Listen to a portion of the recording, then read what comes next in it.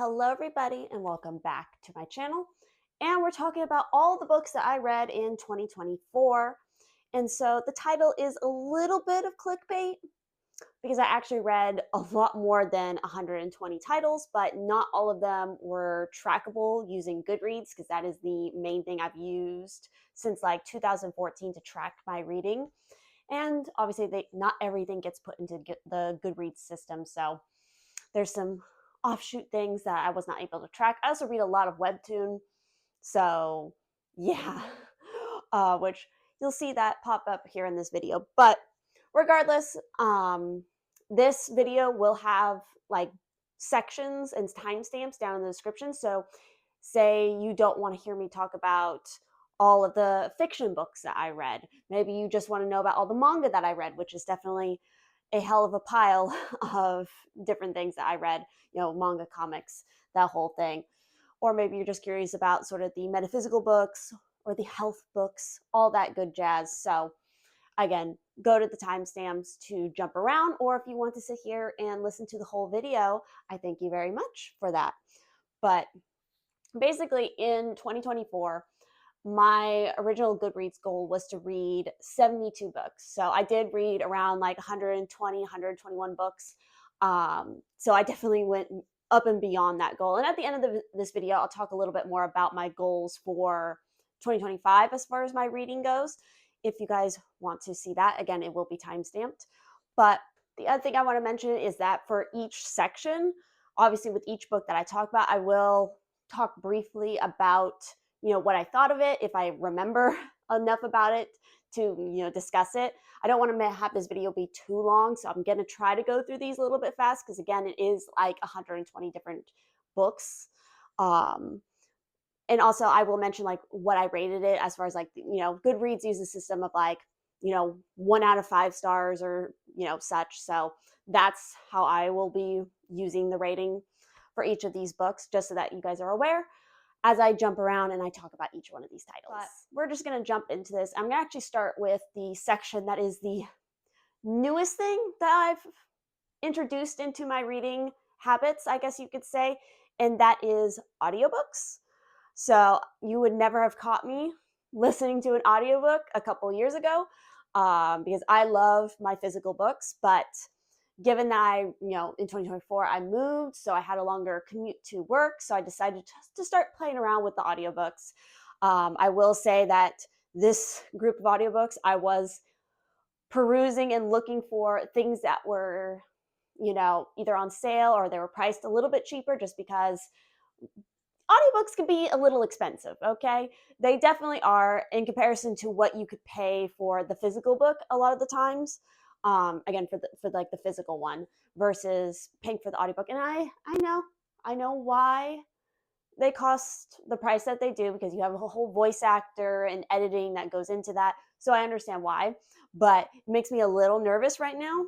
Again, sort of exploring this whole new book media for myself of wasting my money on something I'm not going to enjoy listening to, if you catch my drift. So there was a little bit of hesitation in 2024 for how much I was willing to spend, but I did still purchase quite a few audiobooks. So the first one that I listened to was Uncovering Japanese Myth, and I loved it. I gave it 5 stars, and again, it was just a good introduction to a bunch of different Japanese mythology and folk tales. So if that's something you're interested in, I definitely would recommend that. I did not find the audio offensive as far as like the voice actor or anything like that. So again, very much enjoyed that. So the next audiobook, so I listened to Tender is the Flesh. And this was a book that I had on my like TBR for a while. And after I finished, I will say, I really liked the voice actor for this audiobook because it really matched, like he did a fantastic job reading it, and it matched with the whole tone of the book and stuff. And it's not a very long one either. I will say that it's not a thick book. It's also not a super long audiobook as it is. And when I finished it, I was just curious to see what people were rating it. And this is a book where there's very much 2 different camps, where you're either on the camp of people who love this book or you absolutely hated this book. That's pretty much the consensus I saw when I was looking at it. And for me, I did really love this book. I did rate it 4 stars. So again, it does have a very abrupt ending. But, and I saw some people complaining about that. It's also a very, WTF ending, I will say. It just kind of comes out of nowhere and it ends very abruptly. But kind of musing back on the experience of the whole entire story as a whole, I think that kind of ending works very well for the book. It matched the whole entire point of the book, which again, if you're not familiar with this story, I'm not going to tell you what it is. It is very gruesome. I will tell you that, but it's very much a commentary on kind of like society norms, what is considered normal and how quickly humans adapt to their environment, I will say, is kind of a part of that. It also makes you think about what you eat, I will say, because again, it's all set, a large part of it is set around the idea of like the meat industry. I will put it that way. I really enjoyed it. It is a very kind of weird book. The way the pacing is again, it's like you're seeing snippets of this man's life and like from day, and also in the lens of dealing with each section of this meat business that he was passed down in his family. Now he's been running, and again they had to change it because of things that happen in the world. If you want to start getting nitpicky with it and trying to delve into the science of like, does this make any sense? I don't care. I don't heavily care about that part of it. I care more about, did I enjoy it as a book and did I find it interesting? I definitely did. It also, I guess you could label this as a little bit of like a horror. I think it's maybe more of a thriller. I have to like double check what exactly the genre is that they label for this book, but it definitely has piqued my interest because this is like a genre book I've never really read and explored up until this point. So if you guys have suggestions for other books that are similar to this or horror books, definitely let me know because I would love to explore more of this genre because I think there's a lot of good stuff that can be, I can find and get enjoyment out of it, especially at this point, because my taste in books, I've noticed from the mass group of my fiction book collection versus what I'm feeling now is not really in a line anymore. So moving on. So kind of jumping back into my some of the older books that I used to read, I did pick up Goddess of Light because it is part of it's by PC Cast and it's part of that. It's like her adult romance series. And I've read a number of the other books in it, usually the physical ones, but I was like, okay, let's listen to this audiobook one. I rated it 3 stars, which for me, a 3 stars is like very in the middle of the road, like not horrible, but there's some issues, or I get maybe something about the pacing or the vibe, like I wasn't feeling it. And it wasn't horrible, but not much to say. Again, if you're kind of interested in again, if you like mythology, that's a big part of why I even got into this series, because it is very mythology and like fairy tale kind of based. I should say more mythology than fairy tale, but this one deals with the god Apollo, and also features Artemis. So if you're interested in that, you might enjoy it. It's also set in Las Vegas for the most part. But this whole series, they're all standalone books and they all kind of follow a very similar beat where you have like this kind of independent woman, modern woman who kind of gets thrown into this whole thing with this god or whatever the situation may be. And so it's still a romance. It was all right. I would not say, from what I remember, it would be my favorite out of the books I've read in this series. So moving on to the next one. This was next to like maybe Tender as the Flesh.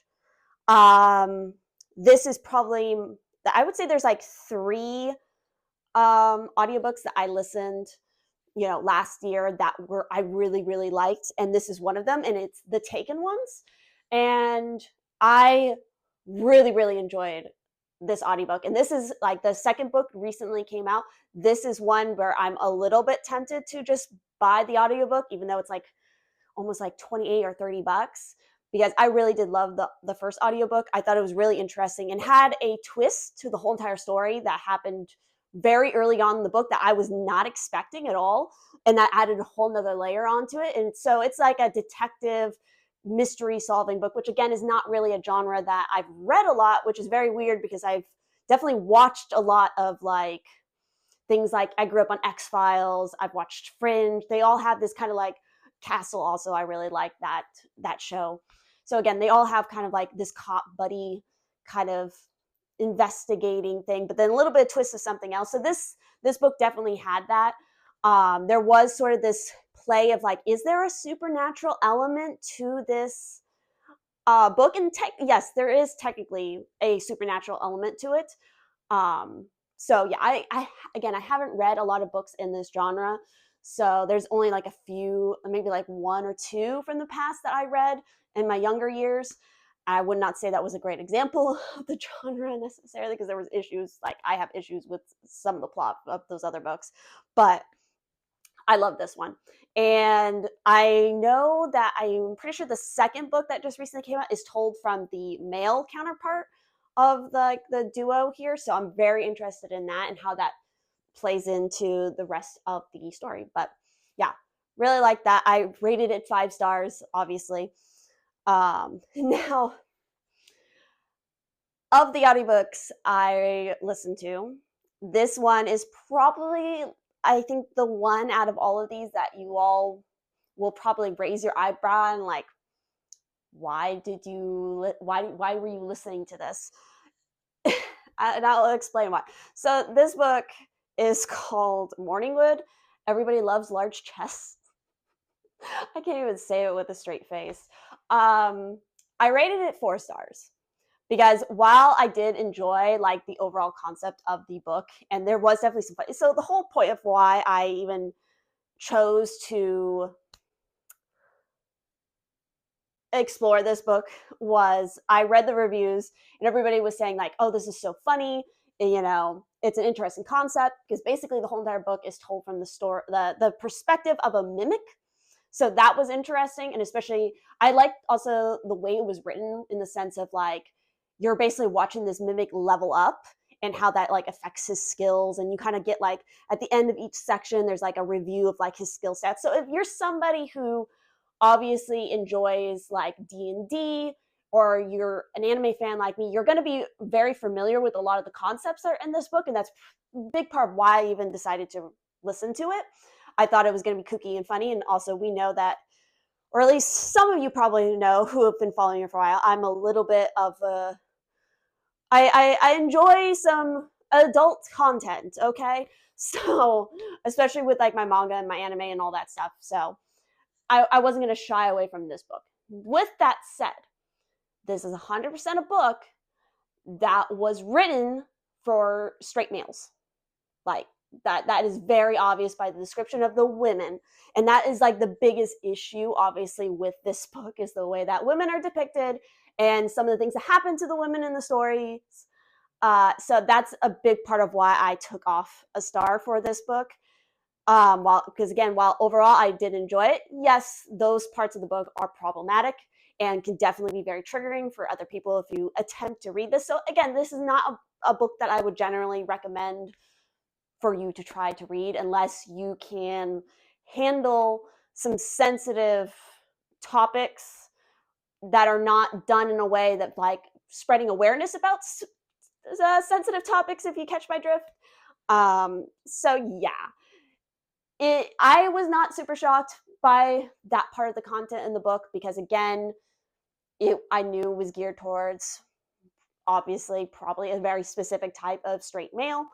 And also I've been watching anime and manga for many years, or should be reading manga, watching anime, and again, the content in this book very much falls in line with a lot of anime, which for a lot of women out there, you're going to take issue with it. I know a lot of women are going to take issue with it because I see it on the regular. Even when I get to my manga section of this video, there's some manga that I really, really love and that are also very much exploding in popularity, that I have in my, and of course, because they're becoming so popular, there are people who are nitpicking it and taking offense to some of the content in the manga. And like, I would say like, it's apple and oranges in comparison to this audiobook. Like, you have a reason to be upset about this audiobook, and I would say like some of that sensitive content in it.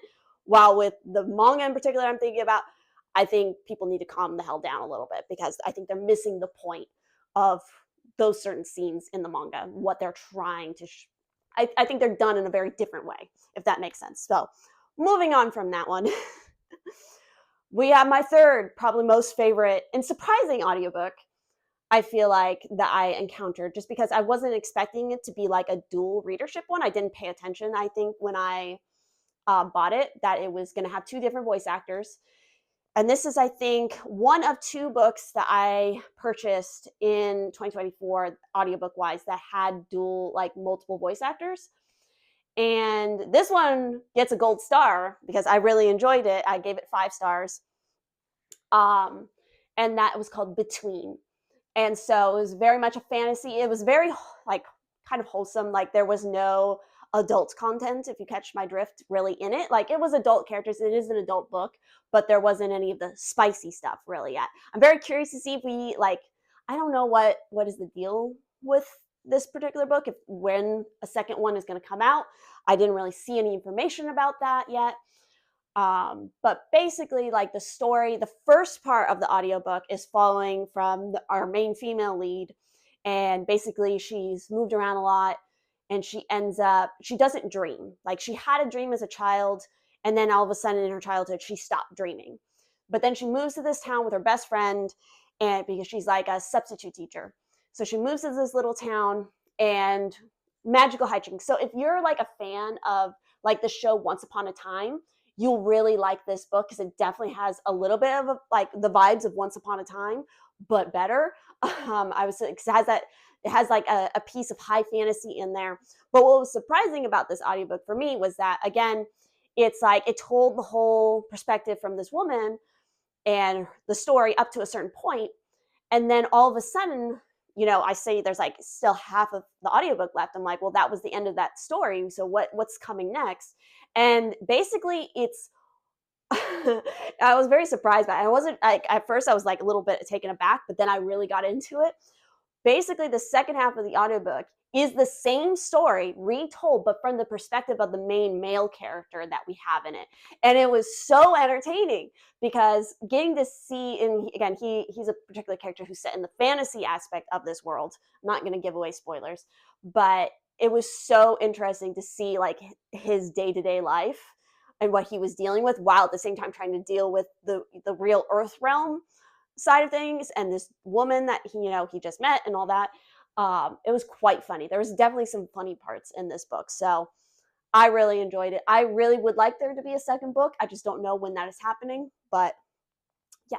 And lastly, I shouldn't even really include this in my wrap up of books I read, because I didn't really read it, or I should say listen to it, this last audiobook, because I bought it.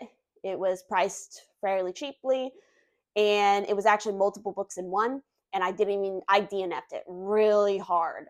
It had multiple different voice actors, like doing different characters throughout the whole entire thing. And so this series is called Never Kiss a Fae. So of course I was intrigued by that, because I like my fairy content. And yeah, like this is, I think, falls under the new young adult category. So basically we're talking college age, but with everything else that would be in a normal adult book. That's like literally the only difference about this category. In my personal opinion, I think it's a really dumb category that they made up, because it's essentially just an adult book, except you're following a college age kid, like in their early 20s, like 21 to 22 or something like that. It's like, okay, it's just an adult book. So that's my different soapbox. But point is, I heavily DNF'd this because I did not like any of the characters. It was like grinding on my skull, like the way it was written or the way it was acted. I don't know. I mean, it's probably the writing, but it just was not the vibe. It felt too much like a YA book, which, if you don't know, is just young adult book, which generally doesn't have like full description of spicy scenes. It's intended for those of like the age 15 to like 18, sort of. While again, the new young adult category is intended for those like 18 to like 25, just to clarify that. But it was written in a way that felt like a YA book, which I'm just like, I used to read so many YA books, and now it's just not the vibe I'm looking for anymore. And I just could not handle this audiobook. I don't know if I'll ever try to attempt to listen to it again, but I just did not like any of the characters. The way the main lead female character is just, again, it's one of those situations where basically this girl character is like this special magical person who has this amazing powers and stuff, but then the whole entire time she's acting like, woe is me, I have these powers, I have all these hot guys coming after me, flying at me from here, and like, oh my god, I just want my normal life again. Nobody realistically would have that reaction, okay? Like, the whole reason anybody reads these type of books is literally because they would like to have that fantasy. So nobody realistically in that situation is gonna be like, woe is me, I just want my regular height, like my regular college life again. You want to wake up like at 6 a.m. and go to your 8 a.m. class and wait and sit there for like 2 to 3 hours and then have to do pop quiz. Like, you want to have to pay bills? Like, I get it's a fantasy book, but come on, man. Like, there's a line here. That's why I really liked the Between book, going back to that, because you had an adult woman who was faced with this fantasy situation. And while at first, yes, she's trying to figure out a way to get out of the situation that she's getting forced into, essentially. But in the end, she's like, you know what? I'm going to concede. I'm going to just go with it because I don't really have another out of it. So I'm just going to go with it because I'm going to protect the people that I've come to know and like care for. So again, much more my vibe in the way of doing that concept of like, oh, well, I'm struggling with accepting this whole magical thing, but let me do it in an actual adult manner instead of like a child. Like that, and this is literally a character who's aged around like 21 or 22 or something, if I remember right, because they were legally drinking. So, like, I get that, 20, like, your 20s, you're not that much of an adult, okay? Like, especially if you're still in college. But there's a certain level of adultness you have to pretend to be, at least. So that's my soapbox on that. Did not like it. Did not like it at all. I'm sorry if you are maybe a big fan of this series or something, but I just could not. And I really wanted to, because it was a situation where it was like, okay, you had multiple guys, and maybe she was going to choose more than one of them, which it's like, we love some progression. Like, we love some progressive relationship moment. Quit the fucking whining, though. Like, goddamn. I didn't say it in my rant, but yeah, I only gave Never Kiss a Fae 1 star, and also I DNF'd it. So usually when I DNF a book, it's getting like 1 or 2 stars most of the time. So just because I forgot to say it. Moving on. That closes out my audiobook section in rant about the audiobooks that I listened in 2024. And now I think the next section we are going to jump into is going to be the metaphysical books and like magical based books that I read in the year. So let's jump into that. All right, for all my witchy people, here are all the books that I read that are under sort of the umbrella of spirituality, magic, yeah, basically that whole realm of things. So, and now we're talking about physical books, so I can actually show you the physical book. But, so the first one I have is Moon Power.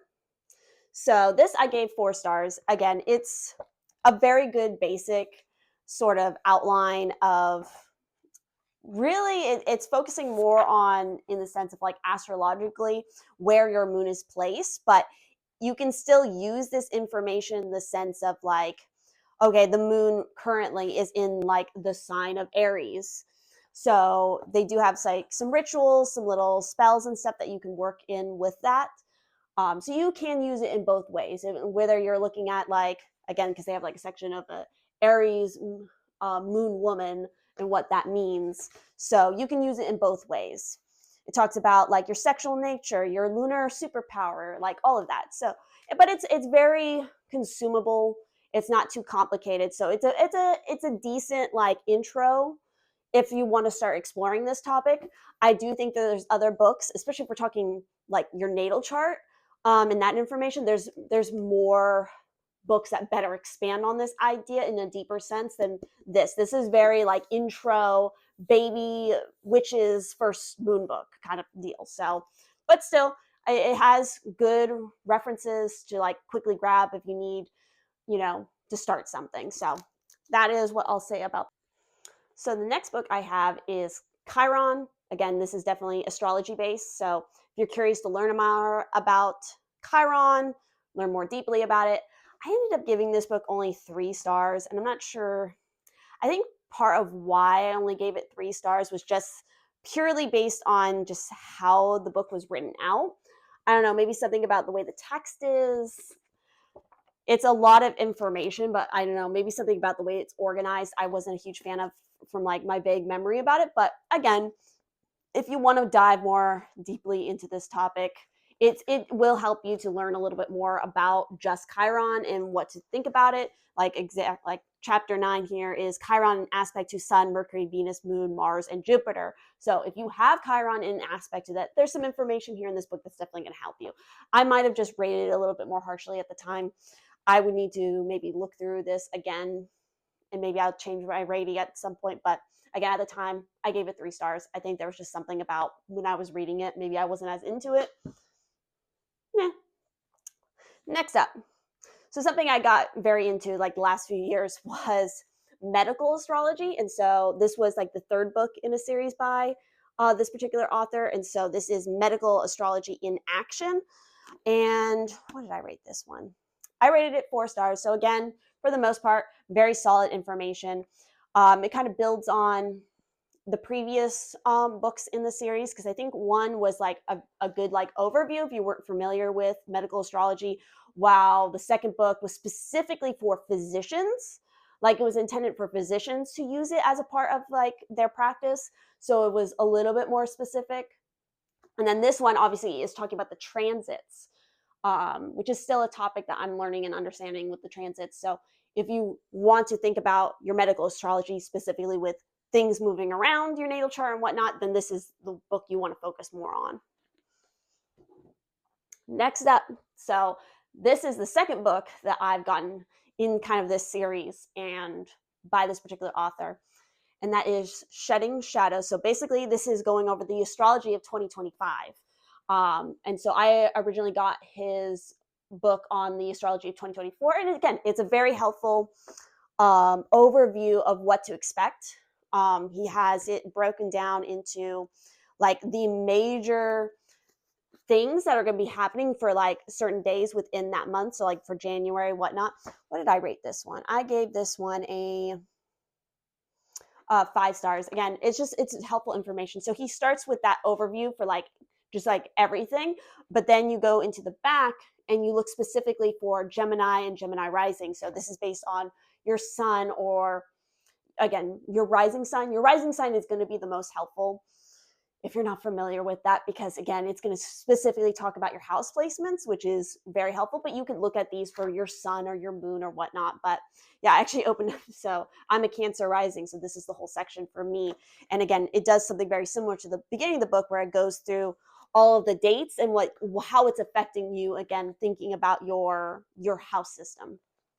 So again, definitely recommend. It's a really great resource for like quickly reviewing, like, hey, what's happening on, November 20th. Let me look at that and see what it says. There's a new moon that day or something, and like how that could affect you. So again, for anybody who's interested in tracking their astrology and looking at all that, it's very helpful. So next up, I have this book, which is very, very thin, and it was just a very quick read. And I ended up giving this like 3 stars. Again, it's very thin, so it's still like it was interesting, but at the same time, the information still felt very general, if that makes sense. So again, it's a really quick read. So if you're interested in this topic, definitely, it's worth giving a read, because you'll finish it pretty fast. So again, very middle of the road, but had some interesting things to start thinking about. Maybe again, an introduction to research deeper into the topic. So this is a interesting book. I ended up rating this one 3 stars again, because part of why I rated it 3 stars. So this is the Anunnaki connection. So this is definitely teetering. I guess you could say everything in this category of like this chapter in my books could be referred to as pseudoscience by some, but this definitely started teetering a little bit more onto that, and like very heavily onto like some of the conspiracy stuff. And there was certain stuff in this, in like I think there was like interviews or something with certain people that I just like, I was like side-eyeing it. Like, I don't know if I really believe that, but there's other information in here that was very interesting, especially if you're already a little bit familiar with this topic. Then you're going to recognize, like, again, if you've researched anything about the Anunnaki or anything like alien related, you're going to be familiar with some of the topics like I am. But I don't know. There was just some things about this book that I just was, again, side-eyeing. I can be a very skeptical person. I can't say the word correctly. So again, like, I love my supernatural, my UFO stuff, but there is certain things where I'm going to look at it and question, like, where are you citing your sources? Where are you getting this information? Like, is that really the case, or are you just taking something and twisting it to fit that narrative? Like, there's a lot of that comes into this whole realm of things that you have to be very critical about, I think, for me personally. But regardless, it wasn't a bad read. Next up, we have the complete book of Demonolatry by S. Connolly. She does a lot of really good books, so this was an interesting one. What did I rate this? I rated this 4 stars. Again, it's pretty solid. If you're interested in this topic, I think it's a solid book to start with. It talks about some of the sigils, some of the hierarchies. Like, it's an interesting book if you want to explore this realm of the magical side of things, which I think is worth exploring, even if you never intend to do anything with it. It's still good to know and explore. Again, I'm very much eclectic in my sense of the information I like to collect and look into. I don't like just sticking with one particular dogma. I like to explore all the different options and see what all of them have to say. So next up, we have King, Warrior, Magician, and Lover. So this is talking about, the archetypes within males. Now, I read 2 previous books by a completely different author. One was centered on like using goddesses as archetypes for women, which I was already familiar with that concept. And they also did a companion one, which was using gods as the archetype with males, which I really, really enjoyed. And I thought those were really interesting. So of course I wanted to see this book because it's written by a man versus where the other 2 were written by a woman. And I ended up rating this like 2 stars. I think for a lot of it, like after a certain point, it's actually written by 2 men.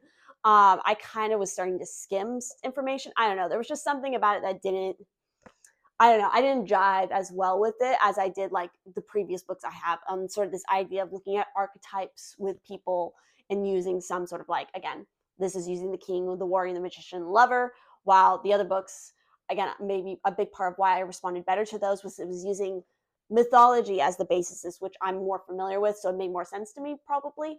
But yeah, again, if you're interested in this topic, I think, as I say with any of these books, it's worth, if you're interested in it, go ahead and pursue it. This is my personal opinion. So next up, we have Stephen Forrest, who I have so many of his books astrologically, like for astrology. And this is the Book of Pluto. So if you're somebody who has, or you're just interested in Pluto, or you have Pluto in a prominent placement in your natal chart, this is definitely going to be a very helpful book. I love all of his books because I like how he organizes his writing, and just how he writes. He makes it very easy to understand. And so I'm pretty sure, what did I give this book? I gave it 4 stars. So for the most part, again, it's going to be very helpful to you. Again, a lot of times to certain portions of the book, I'm not reading super deeply on it because it doesn't necessarily apply to me or to somebody I know. So I'm usually going to focus more on those parts of the book that are going to focus more on me or people that I know, while other parts I'll just kind of maybe skim when we're talking like natal chart stuff. So next up on the same train of Stephen Forrest, we have Skymates, which is the first book in this series, which is basically talking about like synastry, composite charts. I think the second chart is talking about composite charts, if I remember right, because there is a second book that I haven't gotten yet. And so I rated this 4 stars. Again, I'm going to rate all of these fairly highly. So same concept. If you're interested about this topic, definitely explore. Again, I just like the way he writes, and he actually wrote this one with his wife. Next up, we have a book that honestly I don't really remember why I didn't rate it, like why I rated it this way, because I just, again, maybe that's part of why I rated it the way I did, because I just don't remember what I was reading in it. I gave it 2 stars. Again, I seem so mean when I look at what I rated stuff, but I don't know. Like, I just, for the life of me, I can't remember why I rated this so low. But there's got to be something about it that I just was like, about. But yeah, karmic astrology. I don't know. I would need to like go back and like maybe try to reread parts of that book. In a similar vein, we have this one that was very much like an impulse buy for me. And I also rated it 2 stars, which is The Magic in Your Genes, which is basically combining the idea of like ancestral, like magic, as well as like your DNA. I think this book could be definitely be helpful to some people. I just, again, something about it I just didn't jive with very well, but it's an interesting idea. I'll give it that. But yeah, again, 3 stars is like in the middle of the road, and a 2 stars is gonna be like, like there was a lot more issues I had with it than I did positives. Next up, we have Bird Magic, which I gave this 3 stars because, again, I think it's a very good basis to start with. If this is an area that you want to start looking at as far as like magical practices go, and obviously it doesn't have every single bird in the world listed because that would be way too big of a book. But I've always been a huge fan of birds and like bird watching and all of that. So of course I had to get this book. And for the most part, again, it's not a bad book. I think it's a great resource for a quick reference to something. And then I would definitely look into deeper resources about maybe certain topics. It's still a good quick reference if I want to know, like, hey, I saw a robin outside my house randomly and something weird happened with it. Like, I wonder what some magical references to that might be. So, not a bad one. Another one, I rated this one 4 stars because, again, interesting how it combined tarot, and obviously it's tarot and astrology. So this was cool because it went a little bit deeper in the sense of like, obviously, like certain cards we already know have astrological, like zodiac associations as well as planetary associations, but this went even deeper in the sense of like also including the like decans of certain things that were like, for example, like the 6 of Wands is Jupiter in Leo.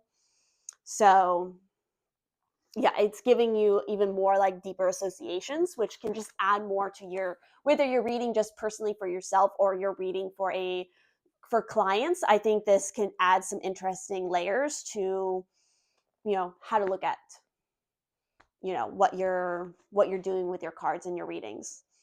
So yeah, interesting read. Now this book, I got it because it is directly related to a industry that I've been working in for coming up like started in 2019. I don't know, like almost 7 years or something. So I picked up this book on a kind of a whim, Death, Rights, and Rights. And I rated it 3 stars again. Very much like it is an interesting read. It was also very funny to see. It is very critical of looking at like the traditional funeral industry. So again, if you don't know, I've been working at a funeral home for many years. So it's like, it was quite surreal to see literally like the group that like my place is related to mentioned in here, like just in passing. I was just like, oh wow. But it's an interesting concept of like looking at home. Essentially, this whole book is talking about like home burial, which is very interesting to read about, and like how she kind of goes into like how to do it. Obviously, you need somebody who's like this individual, this author who's like kind of registered to do, allowed to do that, because every state is different with their laws and like their requirements with this kind of stuff. And it's not that she's completely poo-pooing on traditional like funeral homes, funeral industry. There's certain points where she's like, yeah, in certain cases you're going to need to maybe work with a local one, just depending on the laws and stuff. But yes, it is still a critical look at it, which is exactly why I wanted to see the other perspectives around. It's not that I necessarily disagree with it. Like it's a valid, there is valid points in here. But yeah, it's just it was an interesting experience to read this book. But again, I did like middle of the road. Like, if you're interested in this topic, like this is such a niche book that I don't feel like everybody would be even interested in reading it. Again, I wanted to read it just because obviously I've been around this industry for a while, so it's like I've seen the side that I've been involved with, which is the traditional side of funeral business. So I was curious to see what like the other alternatives are, some of the perspectives there. But moving along. So next one we have is Scott Cunningham, who's a very well-known author in like, again, the spiritual magical community. And this is Cunningham's Guide to Hawaiian Magic and Spirituality. The whole reason he did this book is because he has lived in Hawaii for many years. So this is kind of like his homage to the culture, I guess you could say. And I rated this 5 stars because it was, again, I'm not very familiar with a lot of the Hawaiian mythology and like the traditional culture that goes back many centuries. So it was very interesting to see and get introduced to this information and explore it a little bit, because again, I wasn't super familiar with it. So yeah, it was a very cool read. So I rated it, again, 5 stars. I think I already said that, but if you guys are interested in learning more about this, definitely do. I would recommend checking it out. Again, another good like introduction, overview of, again, mythology and some of the spirituality practices that were, around for a very long time there. All right, next up we have Asteroid Goddesses. So again, for those who want to delve deeper into their personal astrology, or maybe the astrology of others, you're going to have asteroids, which can add extra flavor. They're like sprinkles on your natal chart. And so this, I rated 4 stars because, again, it's a good overview to help you to understand these particular asteroids. I think what 16 different asteroids I think they're talking about. I definitely know we're covering, who is it? Like, I mean, we're definitely talking about Ceres. We're talking about Pallas Athena. We're talking about Vesta, Juno. Those are definitely some of the main ones that we go over here, because those are like some of the main, I mean, there's so many different like asteroids and points that you can put into the nature, but those are like some of the big ones, which is why this book talks about them. And again, it just helps to add an extra flavor onto things, especially like I've definitely talked to, like when I used to do personal readings for patrons, I would incorporate astrology into their reading, especially things like Juno, because especially if it was like something like a love reading or a soulmate reading, because Juno can definitely help to give some more detail and some more flavor to that than just looking at necessarily things like the 7th house or where's your Jupiter, yada yada. It helps to add more into that. So this book I rated 4 stars, and it is The Odd Book. Now, again, this is an astrology book, and this is something I definitely wanted to read because I personally have this configuration in my personal natal chart, and you you can have it briefly in transits or progress charts or whatever. But it's also referred to as the finger of God. There's another name that it had, was it the spike? Like there's an older name that in ancient astrology they refer to this as. But yeah, it's a very interesting configuration that can happen in your chart, because again, there's a whole nother layer to astrology and your natal chart that has to do with like how things are actually configured in that circle. I plan on talking about that more on my other channel, but yeah, very helpful book for anybody who is dealing with a yod, because it can be a time dealing with this particular configuration in your chart, especially if you have it natally. It's when essentially things transit those points. So it's like 3 main points that create the yod.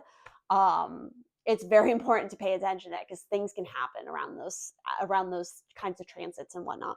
But regardless, again, more astrology books. If you haven't noticed, I read a lot of astrology books, but not as much as like my Pisces twin and all that. But we have Yesterday's Sky, again, another Stephen Forrest book here, and I rated this one 5 stars. Again, this is talking about, if I remember right, astrology and reincarnation. So basically how to use your chart and your information to kind of, and particularly like your south and your north node, to talk about your karmic past life and the lessons that you need to learn and the lessons you learned in the past and how that affects your current life and stuff. It's a very interesting topic for those who want to delve into that side of astrology. Again, great introduction book to get you thinking about it. As I've already mentioned, I really enjoy the way that he writes and the way he organizes his book. There's something about the organization that just scratches my brain in a good way. Our second to last book in this category is Coventry Magick, and this is talking about with candles, oils, and herbs.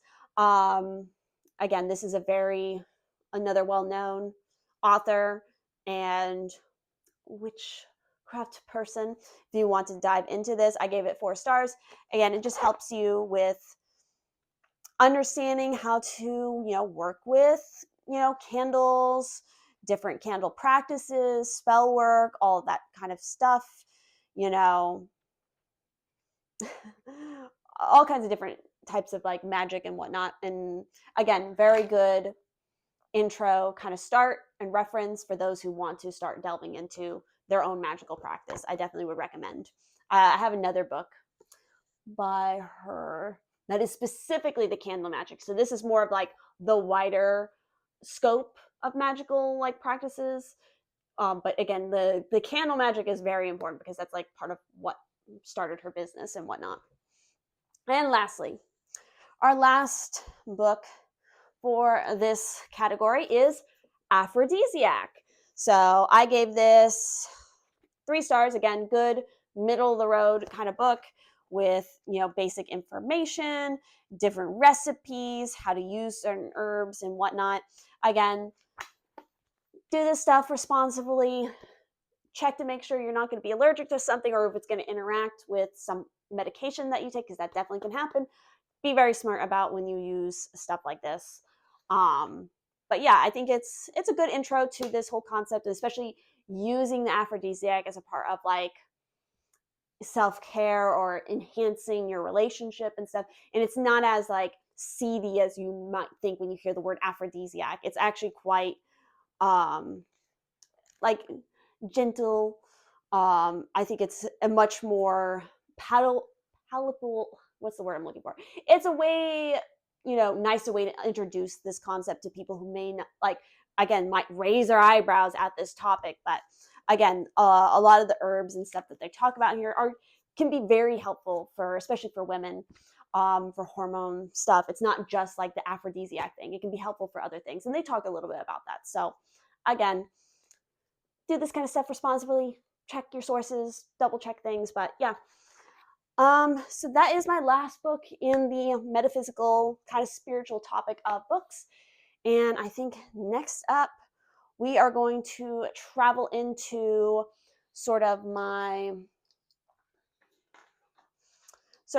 in a similar vein, we're going to be kind of talking about the books that I had that kind of focus on things like health as well as personal development. So let's jump into that. All right, for those interested in the sort of health as well as like personal, I guess I categorize them as like personal development books.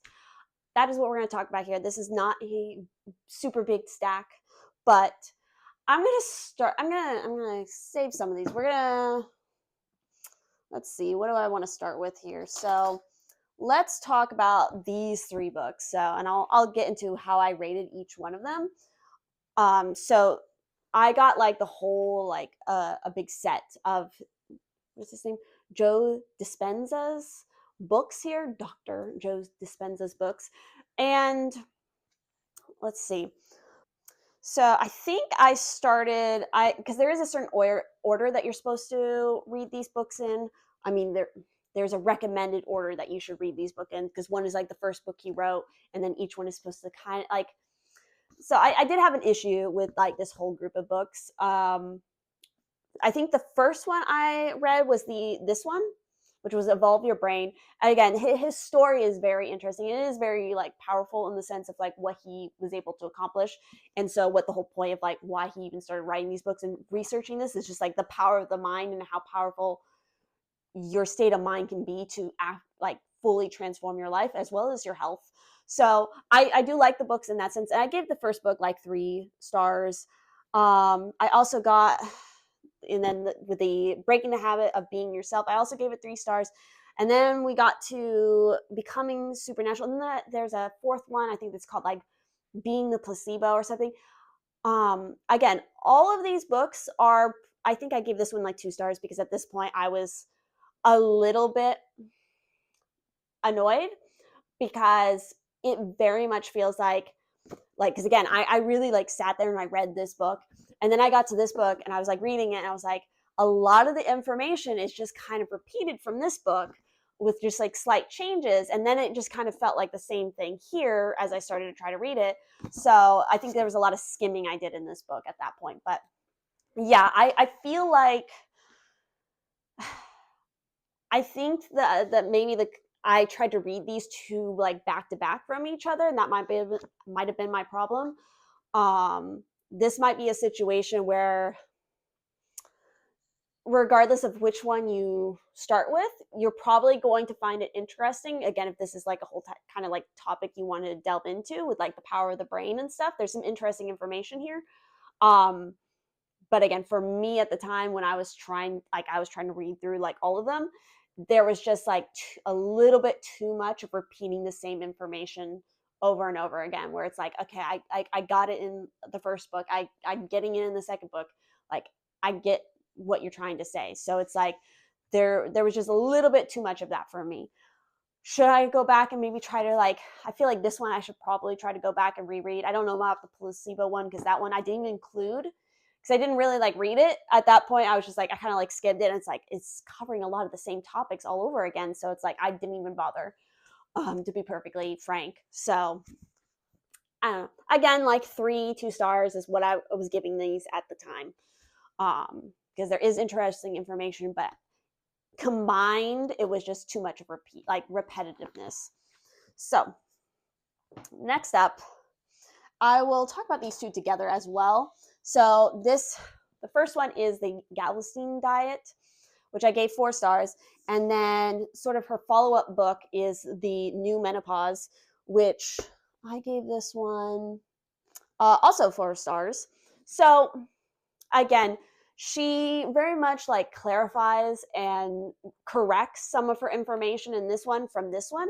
Again, I picked up these books because I was interested. Obviously, I know there's older women in my life, and as a woman, I think it's more than apparent that you need to be an advocate for your own personal health, because again, topics like this, like menopause and our hormones, is not like very obviously not understood by most of the medical industry because they don't really spend a lot of time to research and talk about that.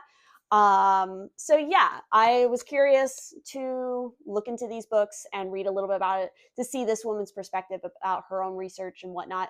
And there's certain things that definitely were very helpful. There's other things that I don't particularly agree with, and it's probably more so from this book, especially when it comes to diet. Yes, there are some like valid points to it, but diet is, regardless of who's talking about it, is a topic that is so personalized, I think, to an individual that, like, I don't like the whole concept of diets because, or only eating a certain very strict way, because it's like, it's trying to tell everybody else that that's the way that they need to also eat. It's like, so yeah, my point is like that is some of my issues with this, is like, I don't think that a one size fit all kind of diet thing works for everybody. So that's my soapbox on that. All right, I'm going to talk about these two books next. Okay, so these two are kind of similar. So the first one I read was The Rich Dad, Poor Dad. And upon reflection, I definitely would rate this 3 stars, because there were concepts and things that I did find interesting. Also, the way that he wrote the book was not bad. And then I also picked up What Clients Love, which I rated like 2 stars. My issue that I have is the same issue that I have with both of these, where it feels very much like a rich man just trying to get richer by publishing a book, which literally is what he suggests in here, is like royalties and publishing books and writing and stuff, because it's a way to get money. So again, it feels like advice coming from somebody who has more money than you. And I don't know, there's a part of me that like feels like, are you legit in what you're saying, or are you just trying to make more money? Like, I don't know, there's just something about it that gives me the ick about both of these books. And I don't know why. I don't know if it's because they're written by men. I would love to read some books that are written by women that have to do with like this kind of topic, and see how I feel about it, if I still get the same amount of ick. I don't know. There's just something about it that just feels like somebody, like, I don't know. It bugs me. So yeah, I didn't, again, the Rich Dad, Poor Dad was written in a way that was entertaining. So that's why I gave it a little bit more of a bump of a star. But again, it just feels like, anyway, moving on to the next one. So the last books in this group I'm going to talk about are specifically related to artists, in that sense. So the first one I have is Draw Stronger. So I gave this like 4 stars, because it is a very like short book. But I think the information is definitely helpful. So essentially, this is just telling you different stretches and little exercises to do if you are an artist, to keep up with your own self-care. Because again, artists, we can be very neglectful sometimes of our own personal health, especially when we're sitting there and we're working for hours on end. We forget to take breaks, we forget to stretch, we forget to drink water, maybe eat food, all that kind of fun stuff. So this is a nice little reminder to like, hey, stop, take a break, do a little stretch to keep up, so that you can keep doing the work that you're passionate about. So, and I think there's like some fun little illustrations in here. So again, very quick, fun little read. Just as a nice reminder of, hey, take care of yourself, because you matter. If you want your work to stay and be good, you need to make sure that you are good as well. So in that same vein, we have a book that was very much doing its rounds and has been doing its rounds for a very long time. And of course, I wanted to see what all the hullabaloo was about. And we have The Artist's Way. I ended up rating this like 3 stars. So I do feel like I should try to redo this book, and maybe I'll document it if you guys are interested in seeing me go through this book and do it. There's a lot of other artists here who have on YouTube who are doing the same thing, and a lot of them have very positive things to say about. There are certain things that were in this book of like exercises that I looked at and I was like, I really don't like that. I think at that point where I was like starting to get like wanting to fight back on it was when there's a particular exercise later on in the book where it's like, you're not supposed to read like anything for like a week or something, like something crazy like that. Had to do with like not reading anything, not consuming like media for like a week. And I just like, I can't, like, clearly I read a lot. So, and it was like the point of like not consuming, other stuff, because, it can impede, like, it felt very much like, oh, you should take a break from reading like this stuff because it's going to mess with your own creativity, or again, you're wasting time by like reading when you could be working on your practice, kind of idea, which, yes, there is some merit to that idea, but at the same time, it's like, I like to read. I'm reading all the time. Like, I mm, um yeah, so I don't know. I had a very weird relationship with this book when I did it the first time. So the one thing I will say that is a very good practice, and I fell off the wagon, was like doing the 3 pages every day. I think that is a very good exercise, and I need to get back on to doing it. But yeah, I don't know. If you guys want me to try to like redo this, let me know in the comments. But next up, we have, again, I rated this one 3 stars as well. We have How to Become an Illustrator. Again, it's a good kind of intro into things to think about when you're like, especially if you want to be like a freelancer illustrator, like in that realm, things to think about, advice and such. So it wasn't a bad read. I mean, some of the stuff doesn't necessarily apply to me personally, but it's still an informative read, especially if you're even remotely thinking about this world, or you're thinking about editorial illustration or anything. Like, this is a good thing to kind of wet your feet into that whole idea, so that you have food for thought and things to think about, because there's more to any artistic field, whether you're thinking about being a tattoo artist, an illustrator, an animator, whatever it is. There's so much more that goes into that job than I get to draw pictures. There's so much more that goes into all of that. So it's important to be aware and to read stuff like this so that you are better informed. And lastly, we have Making Comics. And so I rated this one 5 stars because it was a very interesting, the whole entire book is very interesting because it is literally like done as a comic, and talks about, again, a lot of the basis and things to think about when trying to make a comic, which is something I've been wanting to do for a while, and I've been neglecting that goal, if you watched my goals video. So yeah, that is just something I'm thinking about, and this is a good introduction to that whole concept. Again, food for thought, things to think about.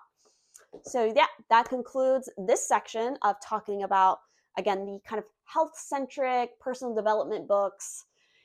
And yeah, let's move on to the next section, which I believe will be the fiction books. So for those who want fiction books, this is the section that's going to be coming up next for you. All right, now we're into some fun stuff with the fiction books that I read in 2024. And so starting off, we have, because I am and will forever be a huge fan of Rick Riordan, and I will continue to read these books even as an adult, because I am very much invested in this whole world that he's made since I was a very young kid. And so we have the standalone, The Sun and the Star. So this takes place in like the Percy Jackson universe, if you're not familiar. But this is following some characters that we get introduced with later on in the Percy Jackson like universe and things. One of the characters we do meet in like the original run of Percy Jackson and the Olympians. And I think the other character we meet in the Heroes of Olympus, which is kind of like the second series. Correct me if I'm wrong on that. But yeah, this is a standalone book that features the two of them. And Rick Riordan actually wrote this with another author, again, which was very smart to make sure that the representation here was accurate. And yeah, it was just a fun little like standalone read, although I definitely think I read these out of order. So again, with your order, there is a little bit of an order that you should be reading them in so that you don't miss context like I did, because I read this first and then I read The Chalice of the Gods, and I'm pretty sure that this comes this comes first and then this comes like next. Like I think what happens here in this continuation of Percy Jackson and the Olympians, yeah, this maybe comes after that because there's something that happened in this book that was introduced and I was like, when did that happen? And I was like, and then I started reading that other book and I was like, oh, I think I'm out of order here somehow. But I digress. Yeah, I rated this, of course, 4 stars because it was a good read, solid read. Again, if you, maybe not everybody is going to be super invested in it, unless you really enjoyed these particular characters because they were never exactly like main characters in the original runs. I mean, sort of in the second, in the Heroes of Olympus.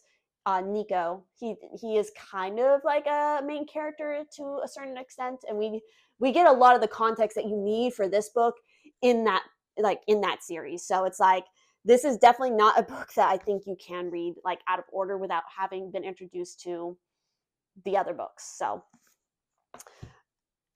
jumping into again this one, again we have the Chalice of the Gods. So again, he brought back the sort of the original cast of Percy Jackson with Percy, Annabeth, and Grover, and this is whole concept here is he's trying to get his recommendation letters so that he can go to college. We love that. We love how the characters are aging and growing and all that fun stuff. So yeah, again, a very not a super thick read, but it was enjoyable, and I gave it 5 stars because again, I'm a sucker. I love Percy Jackson. He is so snarky and funny. Again, such a fun character.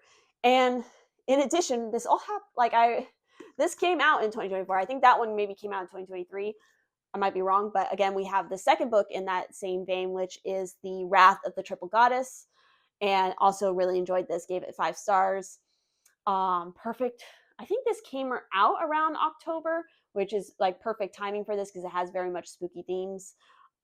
Again, it's Percy Jackson. If you know, you know, and you're going to enjoy it regardless. So next up, we have, technically these are light novels, because there are like one standalone illustrations in them, but we have the Ancient Magus Bride, we have the Golden Yarn, and we have the Silver Yarn. So essentially what these are, and let me see what, I think I rated these both the same. Yes, I rated both of these 4 stars. Again, if you're a big fan of the Ancient Magus Bride, which I definitely am, I love that manga so much. I had few little small nitpicks about the anime, but it's still solid.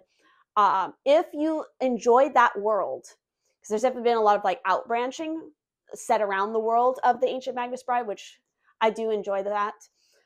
These all have like little mini stories with some characters that you might recognize from the main series, but yeah, they're all little mini stories and like light novels. So I definitely enjoy this. If you like fairies, especially like real fairies, where not all the fairies are so sweet and loving, this is definitely that's part of why I love the Ancient Magus Bride series, because there's just that level of like more of like what the fae actually are. So if you want some like little bite-sized stories, those are definitely a good read for those who want that. And next up, let's talk about, so I had this book sitting on my bookshelf for over 5 years because I bought it like when it came out, and then I never touched it again, which just seems to be kind of my issue with, we'll get into it. But basically, I finally read The Crescent City, House of Earth and Blood, and I actually really enjoyed it. I rated it 5 stars. I'm a little bit concerned with continuing to read the series, just because I've had this happen. So I got into Sarah J. Maas. Everybody got into Sarah J. Maas. They can not shut up about her book series, which I get it, because it's one of the biggest books that like of recent time that blew up, especially with the kind of content it was, because it's essentially adult, like this is actually her adult book, but the series that everybody knows her really for is of course like the A Court of, was it Thorn and Roses, those books, which were the new young adult series, because the main character was 19 at the start of the book. Not that it made any damn difference because she becomes immortal anyway, and I don't care if that is a spoiler. Everybody and their mother by now knows the story. Regardless, my issue with that book series was I really liked the first book. I read it early on before it like really blew up. Read the second book and really loved that one because of the characters involved in it. Then I read the third book and I was like, I still enjoy it, but there's just something kind of dragging about it. And then I think at that point I read like the little novella that came in between before we switched to the Nesta and Cassian stuff. And I was just like, meh about it. Like it felt like it went kind of like up and then it's just kind of like slowly go down, which I feel like is a little bit of the criticism that I see that a lot of people have for her book series, where it's like it starts kind of well, but then it kind of goes down. Because I did attempt, I think it was in 2024 when I attempt to read the Court of Mist and Fury, which is like that Cassian Neston one. I DNF'd that so hard that I didn't even include it in any of my wrap-ups, whether I attempted that this year or I attempted it in 2024. I did not include it in my like wrap-up because it was just like I did not like it at all. Like I could not. No, it just was not for me anymore. Which is shocking given that I did read this and I did finally get into it and I really enjoyed it. Where it was like, I liked the mystery, I liked the chemistry between the two characters in question in this one.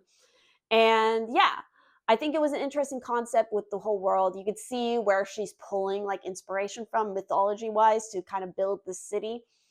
But I'm a little bit nervous to continue with it because it's like I saw a little bit of like, not a spoiler, but I saw somebody's comment in a review about something happens. I don't know if it's in the next book or the next one after that, but like something happens that made them like, what just happened? And not in a good way. So I don't know. I'm a little bit on the fence with Sarah J. Maas and continuing with her book series. I don't know. You guys let me know in the comments if it's worth exploring the second book, which I think is, oh God, wind and something. I know, something wind related again. Anyway, moving on to the next book. So this was one that I actually picked out at a convention that I was tabling. And I picked it up because it was a mermaid book and I wanted to support the author who was tabling at the con. So something I will say that was very interesting about how she sells her books is that she has two different versions. So this is the adult version of the book, but she also like sells a clean version of the book, I guess you could say, that is for all ages in a sense, or like at least like young adult. I thought that was very interesting. I hadn't really seen anybody do that. But I rated this like 4 stars. I enjoyed it. I think it was a very like kind of cozy read, and it wasn't like the most complicated plot or anything like that.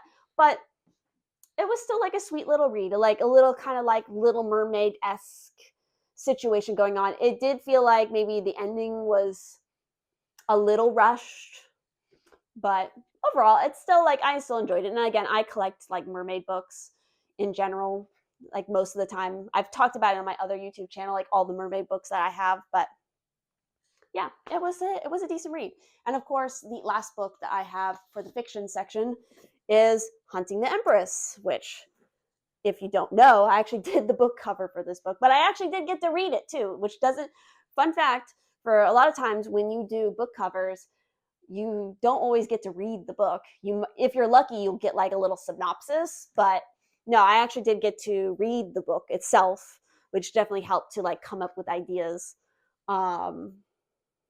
especially for like book 2's cover and stuff like that. Obviously, I rated this 5 stars. So this is very much an adult book. If you want something with spice, if you want something that has like mixes of like, it has an interesting mix of like different supernatural like concepts and like mythology, as well as like some science fiction concepts. So again, as somebody like me who very much likes mythology, folklore, as well as like the UFO kind of idea, like this kind of has a mix of everything going on in it, which is very nice to see. And again, it has got some spicy scenes, like spicy scenes. So if you want some truly, can't stress this enough, spicy scenes, definitely I would, again, as I've already said, recommend reading this book. So yeah, definitely go and check it out. You can find it on Amazon. I'll have it linked down in the description. I have it linked in all my videos because, again, I did do the book cover. So while I'm not like trying to toot my own horn, but it is actually a fun read. So, and again, I got to actually read it, which was very helpful as I progressed to like, because the author wants me to do more of the book covers. So, which is very cool.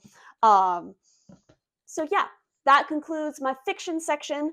And still on the same vein of fiction, we're going to move into the manga and comics section because I have a lot to go through here and a lot to say because this is like my bread and butter. I love my manga. I love my comics. I read them a lot now. So let's go ahead and jump into that. All right. Next section, of course, we're talking about the various manga and comics graphic novels that I've read in 2024. And so first off, we have Witch and the Beast, Volume 1 and 2, which I rated both of these like 4 stars. It's a very interesting, like they also turned I want to say it's about these 2 volumes-ish. Actually, no, it's more than that, I think. Anyway, they made it into an anime. It's a very interesting concept. It's kind of weird to get into, like as far as like watching it and reading it. It's just an interesting concept. But basically, you have like witches in this world. You have like bad witches, and then you have like this group of people who kind of like hunt them in a sense. Like, I don't even know how to exactly explain this series because it's very different. And not in a bad way. It is just different.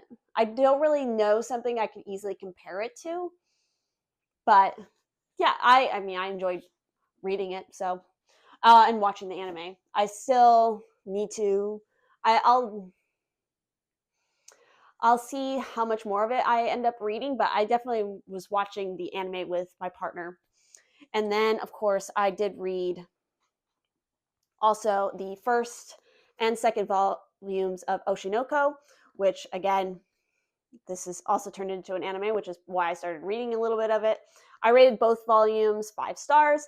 It is very good, especially early on. I've heard some interesting things about later volumes and later parts of the story that I'm just like, I don't know about that. But first 2 volumes, again, this has, like, as far as the anime goes, this has one of the a very crazy opening episode to an anime for a season. It's like over an hour long, and it's just gnarly. Like, it is a gnarly first episode that doesn't necessarily, like, the tone of that first episode doesn't necessarily follow into like the rest of the episodes of the anime very well. Like, the series does touch on some like the anime and stuff does of some interesting concepts, especially within like the entertainment industry, especially set like in Japan and stuff, as well as like social media related, that are interesting, at least as far as I've seen in the series. So regardless, moving on. Next up, we have Sub-Zero, which is actually a webcomic, and I've been reading this one for a while, and then I saw that the author was like releasing a physical volume. I was like, you know what, I'm going to go and I'm going to get this because I do enjoy this series quite a bit. And I rated it 5 stars. Yeah, if you like kind of like lovers to, or enemies to lovers kind of concept, then I would definitely check out this series. The art is pretty good too. So yeah, I enjoyed it, and it was cool to see it with a physical volume. Next up, we have a very, very big volume of the first volume of Berserk, which this is my first time reading Berserk, and it deserve all the hype that it definitely does get. It is very gritty. The artwork is crazy. The line work is insane, and it is very good. Like, it is true. It is a very good series, and it is a cornerstone series of like influence on so many other series and genres like throughout the anime sphere of things. So if you are somebody who wants to, I guess in a sense, explore the classics of anime and manga, or I would say the manga in particular, because the anime hasn't had the greatest luck as far as adaptations go. But yeah, I definitely need to get the other volumes and explore more of this crazy, crazy story. So next up, I have maybe one that has some controversial opinions as far as ratings go and reviews. Satania.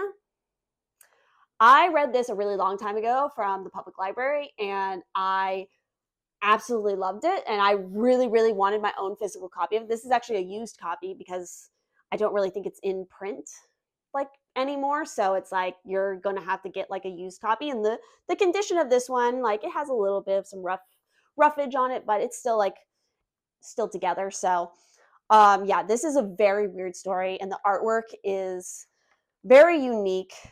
I think I'm trying to think of the series like Journey to the Center of the Earth or something. Like there's a famous like book that people I saw in reviews were basically saying this is just like a copy of. I'm trying to show you some of the artwork. Regardless, I don't care. I again, as somebody who likes like what is it called? Like Made in Abyss, this definitely gives me some Made in Abyss vibes. I read this before Made in Abyss was like out as an anime. So yeah, it's very weird. Like, don't get me wrong, it's very weird. And if you're looking for some, I don't really know if there's like a deep plot. I feel like there's something going on here. Like, I don't know how to describe it, but there is definitely some message here, but I don't know if it necessarily comes to completion and like what it's trying to say. But yeah, it's just a weird journey. If you just want a weird journey story, like check this one out. Next up in sort of my category of kind of weird kind of stories that I checked out, we have Beast. I think I did say that I rated Satania 5 stars, right? Maybe. I also rated this 5 stars. So this is Beast. Basically, it's about like this artist who is hired to make this statue for somebody. I'm not gonna really explain what it is, but yeah, it is a very odd story. I'm trying to remember how it ends, honestly. Yeah, it has just kind of a weird, surreal kind of ending as well. It's another one that it's a weird read for sure. But if you like weird, kind of spooky-ish reads, then I would definitely say that's worth having in your collection. Also, similarly, so this is Smanya. I'm not sure if I'm pronouncing that right, but I had actually read like all 3 volumes or editions of this story. This is the safest one I can show you on camera. But yeah, this is think like witch hunts and like the devil and like incubus coming in the night. Like those are themes that we cover here in this story. And yeah, again, it's another kind of weird story, but the artwork is very cool. Again, it is an adult story, so just be aware of that. But I think volume 1 I gave 5 stars. I think volume 2 I gave 4 stars, and I can't really remember what I gave in theory to the 3rd volume, because again, I couldn't track that on Goodreads because it wasn't like populating as a listing. But regardless, moving on to Monstrous volume 3. This is another very weird story, and I rated this one 4 stars. Again, it's I don't even know how to explain. It's a like high fantasy world, and it's just crazy. It's and the artwork is amazing. Like the artwork is so detailed to almost the point where, like, especially with volume 1, there are certain panels that almost feel too dark to like really kind of almost read everything. But regardless, it's a very interesting series. I need to pick up the next few volumes as well. But yeah, if you're looking for something like high fantasy, I definitely would recommend this one. So moving along here. So I have a little bit of so again, there's a good chunk of the manga that I have here that are like spicier manga. They're the manga that you would see in Barnes & Noble wrapped in plastic because they're more mature in content. Like literally they have the mature warning on it. Because again, I like that. Sue me. So we have volume 1 and volume 2 of I Can't Refuse, which I know sounds like a very questionable title, and I guess it is.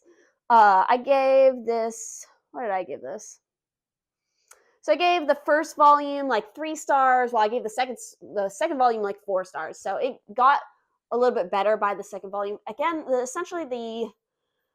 it's a very classic trope, I'm gonna just say, in like the, not even just manga, but also like certain romance like categories where basically you have the main girl, Miku, who's basically like her father's in debt.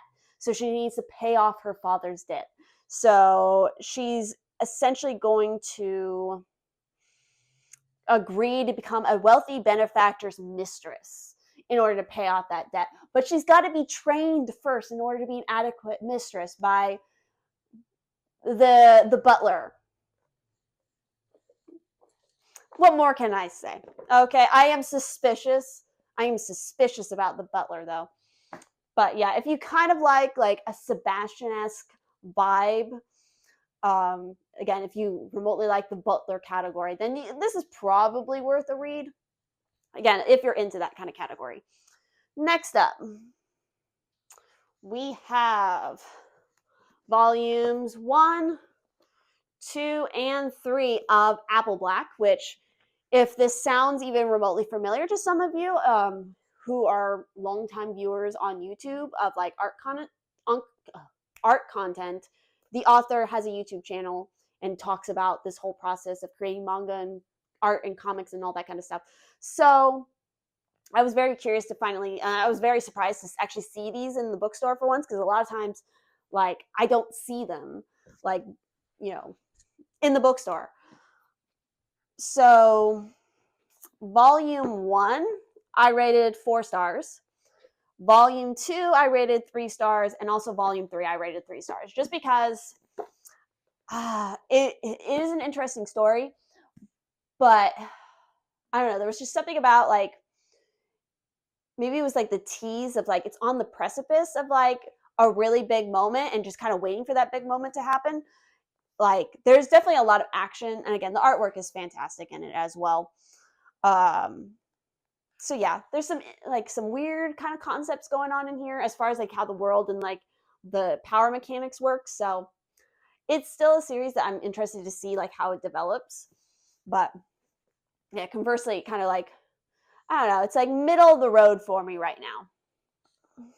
Next up, this is a series I really, really like, especially because I'm very familiar with the artist, because I got really sucked into her art with a different little series that was an adaptation from a YA book that I was reading at the time. Actually, let me correct that. She has done 2 different adaptations of 2 different book series, and both I got into the actual written novels because of the artwork and because of the little, one was I think Vampire Kisses, and the other one was Solace. I think that's the title of it. I love Solace. Like that got me so into that. But we have Devil's Candy, and so the artist I'm referring to is Rem. But I read volumes 3 and 4, and I love this series so much. I rated both volumes 5 stars. I'd say overall, I rate the series 5 stars. The artwork is just amazing. And again, it's a really interesting story of like, again, kind of this fantasy world where you have like I would say if you grew up liking like Soul Eater, I think you would easily get into this series as well, because it does have some elements that kind of remind me of Soul Eater, which is like this really weird, kooky world. But I love that. Speaking of weird, kooky worlds, next up, we have another favorite series of mine, which is Dorohedoro. I watched the anime on Netflix and got really invested in that. And of course, I wanted to start collecting the manga and reading them as well.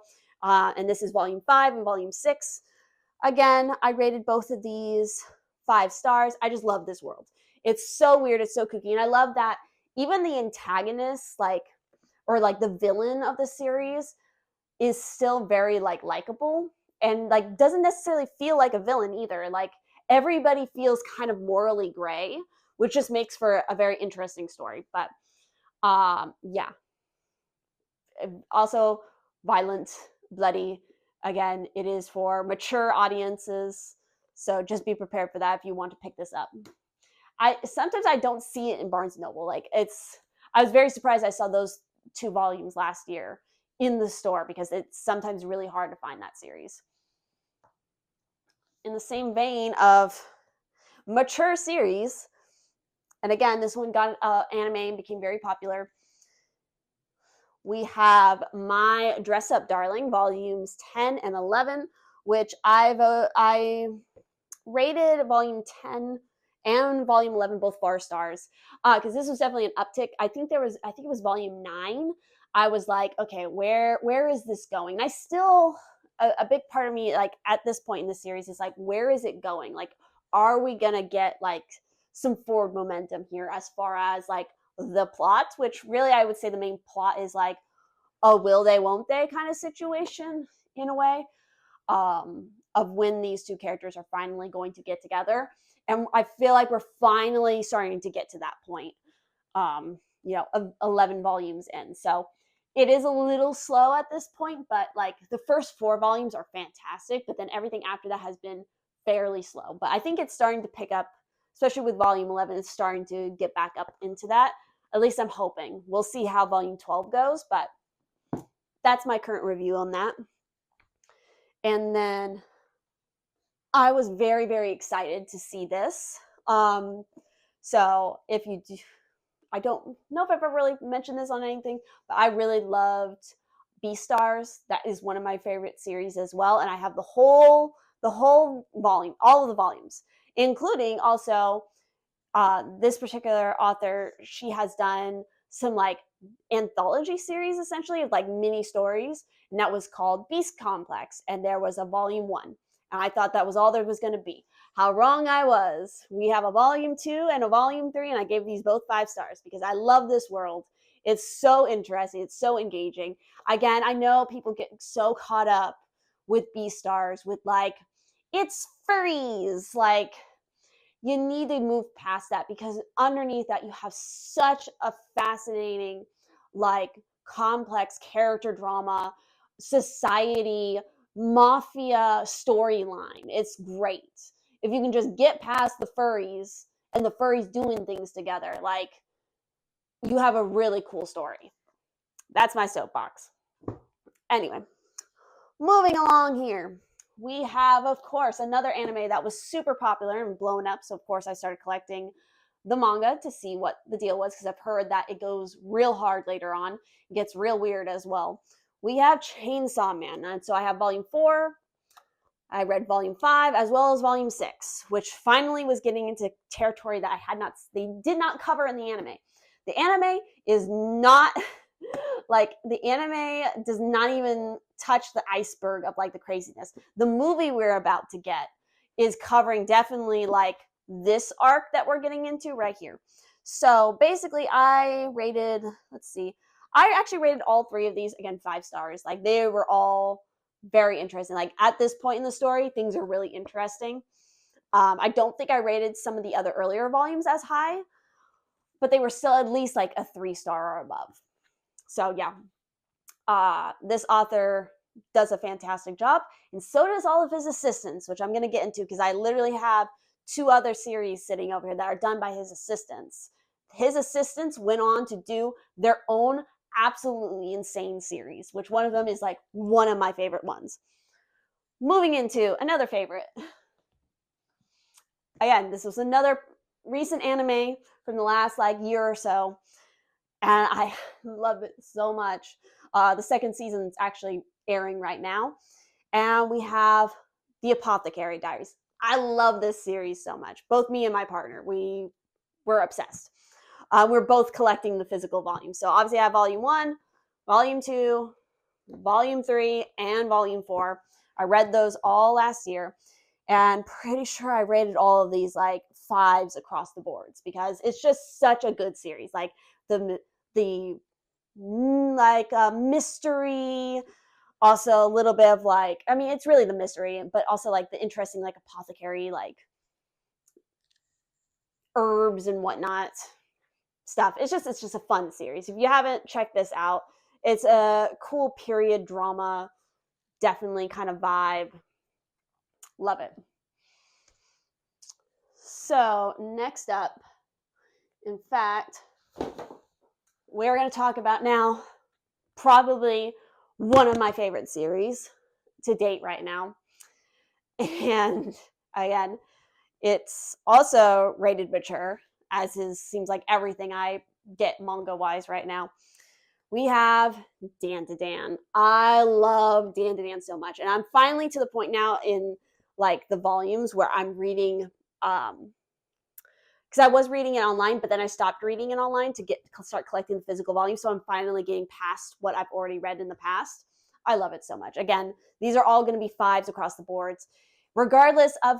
Again, this is that series where I saw some people trying to be critical about the anime and like some of the scenes that happen. And I love seeing other people coming to defend those scenes and explain like, hey, no, like these scenes can actually, like I appreciate these scenes because it's showing the female lead, Momo, actually getting herself out of really sticky situations. She's not relying on anybody else. She's relying on her own power to do so.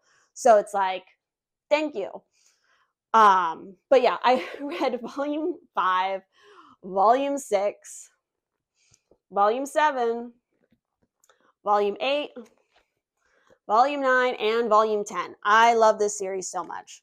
Like, I cannot. Like, the artwork is amazing. The monster designs are amazing. I love that is literally a combination of the 2 things I love, which are like supernatural content, ghosts, monsters, as well as like UFOs and aliens. Like, again, I grew up on X-Files. I love the show Supernatural, which is just X-Files love child. Yes. So it's like I love that whole concept in the first volume of this just immediately hooked me, and I was just obsessed from there. And again, the anime has been doing a fantastic job as well as far as adapting it. So next up. So this is a really interesting series because I read this manga's other series called Ran in the Gray World because I saw the artwork and I was just like, I need it. The artwork is so nice. It just scratches my brain in the best way possible.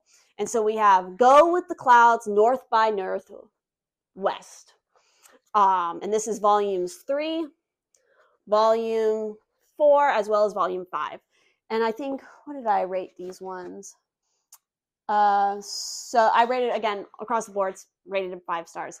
The artwork is just absolutely gorgeous. Are you kidding me? This whole entire story takes place in what, Iceland? Yeah, I think it's Iceland. Because the author actually went to Iceland like multiple times, so she was very inspired by the landscape and everything.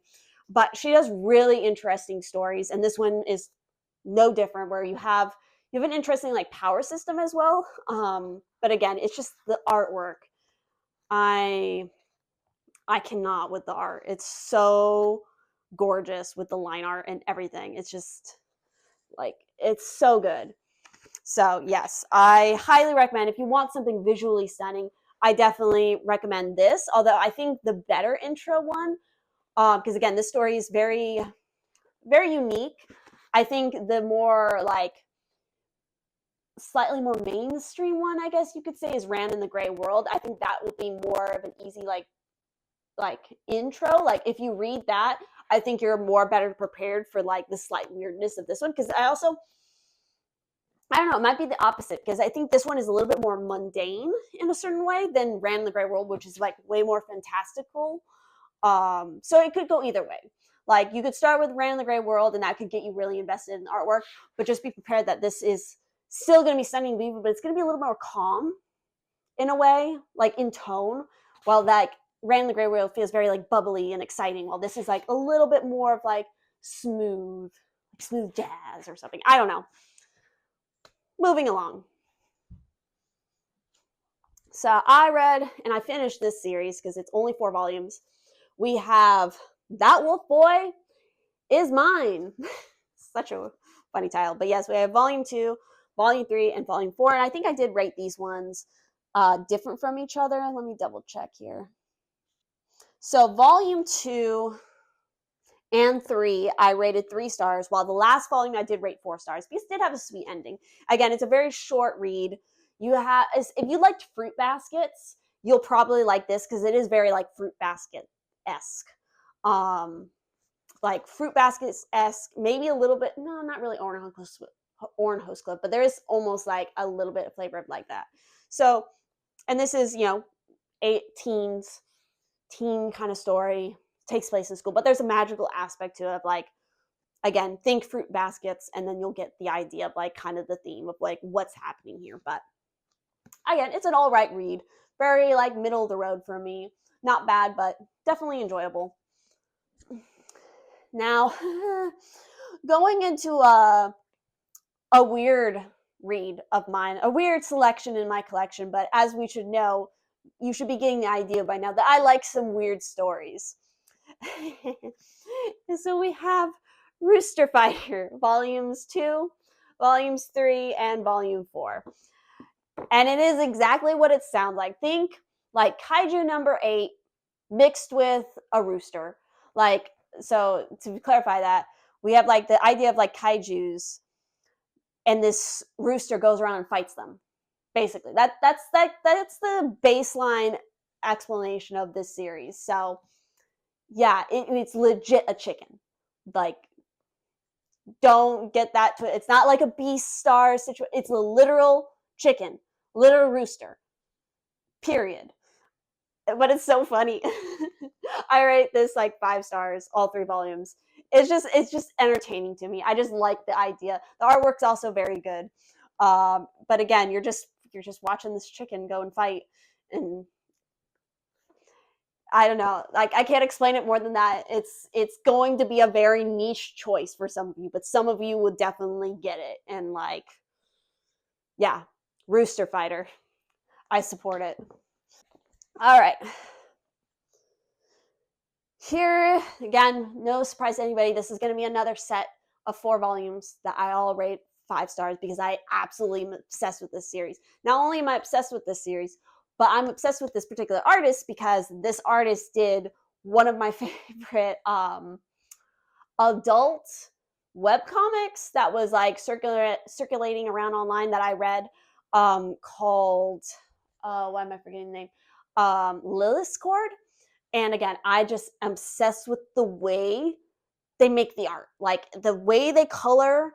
It's something about the way that they color that just, again, scratches my brain in that best way possible. And you can read this series on Webtoon, like the platform Webtoon, and that's where I was reading it. And I saw there was physical volumes getting published, so of course I had to collect them because I love this series that much. And we have Jungle Juice, and I read volumes 1. And again, I've already read this series. Like, they just released season 2 just today as I'm filming this. So I'm so excited. We have volume 2, read volume 3, and of course, volume 4. This concept is so cool too. So basically, think The Fly, but with like college age students and and also adults. But basically, you have this situation where basically this bug spray gets released, and people used it and they bought it, and then they sprayed bugs, and basically the bugs fused with their body, so they become half of whatever that insect is. And so our main character, he's fused with a dragonfly, and it just kind of snowballs from there. It's really good. If you like some action, and again, I will try to find a good panel of just like the way the art is. I don't know. There's just something about the artwork. But like, again, there's just something about the way the colors are. I don't know. It just scratches my brain. But anyway, moving along. So next up, this was another series that I saw people talk about, and then I saw I was getting an anime. And it was, considered a little more adult in content. So I was curious, but I was kind of disappointed, to be perfectly honest with you. So The series is Chained Soldier. So basically, volume 1, actually both volumes I rated 3 stars. It's very middle of the road. It feels a little bit like slightly old school, like fan servicey, but I don't know. There's just not much I feel like right now to the plot. Like the idea was kind of interesting when I first heard about it, but I don't know. I don't know if I should try to read at least one more volume and see if it gets better. But as of right now, like just based off the 2 volumes, like I have no interest in continuing this series. It just, I don't know. It just, maybe because it feels like too much of something else that, like in this realm of like the ichi manga anime sphere, it just like feels very like 2000s. While I feel like a lot of more modern series have kind of pulled away from that. So I don't know. You let me know if I should continue this series, if it gets better.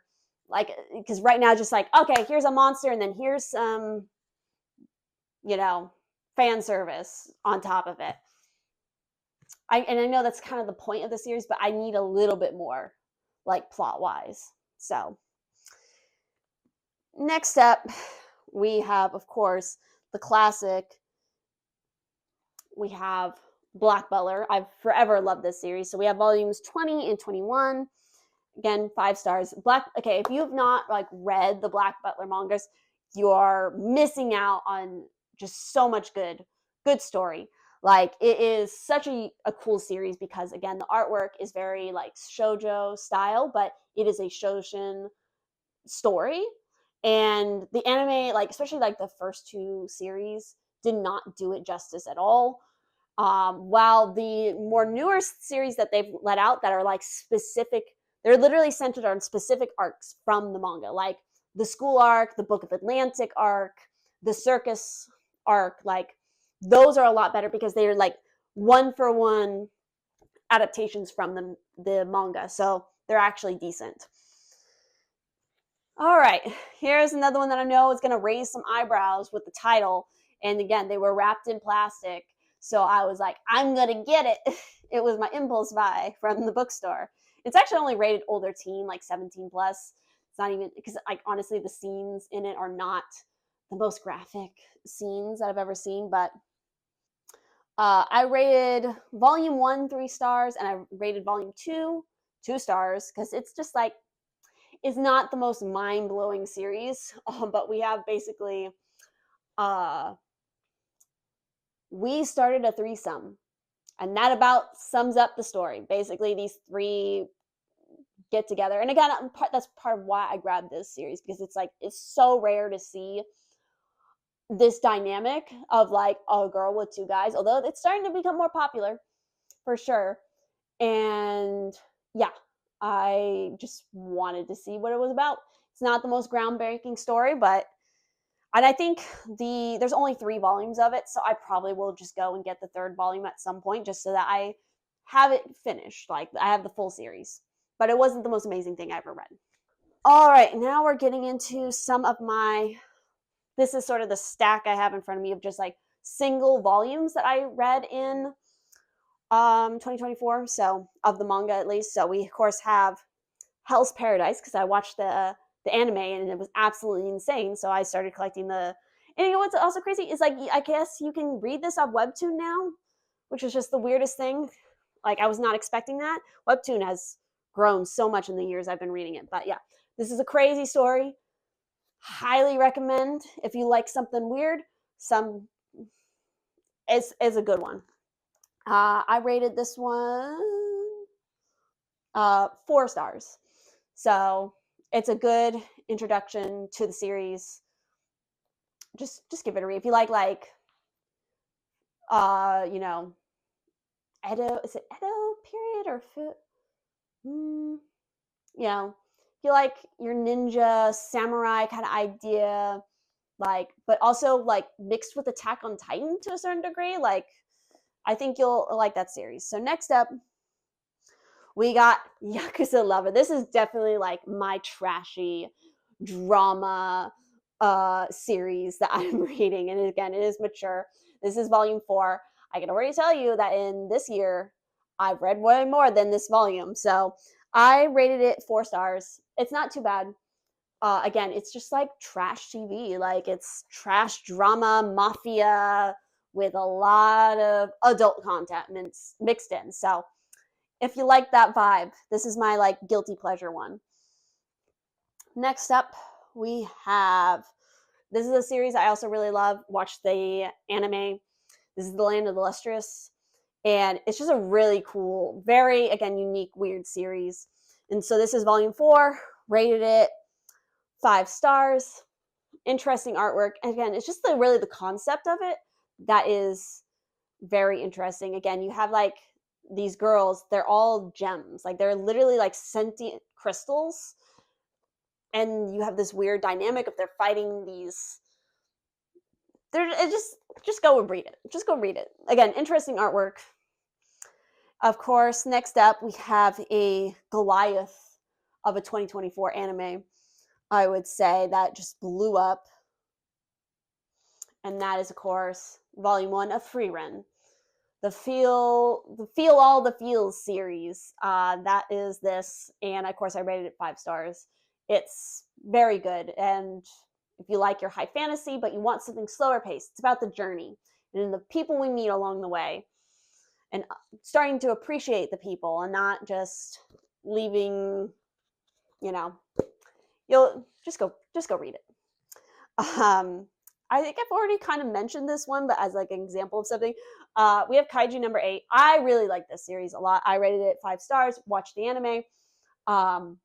This is the only volume that I've bought so far of the series, but it has some good comedic hits for me, where basically you have this guy who's part of a kaiju cleanup crew, and then something happens and he becomes a kaiju.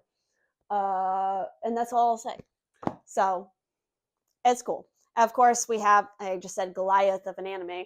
We have volume 2 of Attack on Titan, because I have started to collect the volumes, and rated 4 stars. It's Attack on Titan, man. If you don't know about Attack on Titan at this point, like, go watch it. This is one that probably not a lot of people are going to know, and this was like a used copy that I picked up. But I read this series a really long time ago, and I really loved it. So that's why when I saw the volume, I was like, I'm going to get it. This is The Wallflower. This is volume 1. I think I rated this, 4 stars. It has an interesting art style. Basically, the plot is like these really beautiful boys live in this house and they rent it, but they are having issues affording the rent. So the landlady's like, okay, if you can get I think it's her niece, if you can make her like presentable to society, essentially, then I'll make your rent free. And so the girl in question, she's like a huge horror buff, and she's like, I just want to live in the darkness. I don't know. It's just a comedic, weird little series that, again, I read it a really long time ago. And so I was like, let me just get the volume, because it's just for the feels, for the old memories. And our last manga, we have Zombie Loan, Volume 3. This is a series that I started so long ago because I love Peach Pit. Peach Pit did the series Shugachara. That's the one that really got me like hooked. But they also did some other well-known series, I would say, at least for like the early 2000s. But yeah, this is an interesting concept of like basically this girl, she can see, I guess was it like with people who are dead or about to die, because they have like a ribbon around their neck that she can only see. But yeah, basically, yeah, these guys are kind of zombies, and it's this whole concept. But yeah, I rated this 3 stars. It is very like middle of the road. It's also been a while since I read like the first 2 volumes, but it's not bad. Which, if you want kind of a different take on like a zombie concept, I would recommend that. But yeah, that is all the manga. This is such a long section, I know. But we're going to finally move into wrapping up this video. Final category, and I almost forgot about it. We have my miscellaneous selection, which basically consists of kind of art books as well as like nature-related books, sort of like a lot of reference material that I picked up. So the first one I have is the Audubon for the mid-Atlantic. So I grew up with a Audubon book for California because that's where I'm from, or where I was born, and I grew up a good half of my life. So, and I was always hiking and going outside. So I had a California Audubon book that I brought with me everywhere because I'm very much a nature girl. And so when I moved to the East Coast, I was like, for the state that I'm in, I was like, I really want an Audubon book just like that for here. But there was never one specifically for my state until I finally figured out, oh, this kind of covers like the general area of where I am. So I'll just get this. So again, it's a good reference, especially if I'm going to go on like a long hike, but it's also really great as like an artist. If I want to do some artwork that features, you know, local wildlife or something, this is a great reference for me to look up something and to find inspiration. I think, again, there's so many things that you can use as inspo that you are not necessarily like an art related, like an art specific resource. Okay. So next up, I have Southeast Foraging, because again, relatively like my area. I've watched a bit of foraging content and content creators on like TikTok and stuff, and I think it's such an interesting thing. I've never actually attempted it. I would just feel like I would need to do so much more research in order to feel prepared to do something like that. But I think it's just, again, it's fascinating. So of course the Audubon book I gave 5 stars. This I gave 5 stars as well.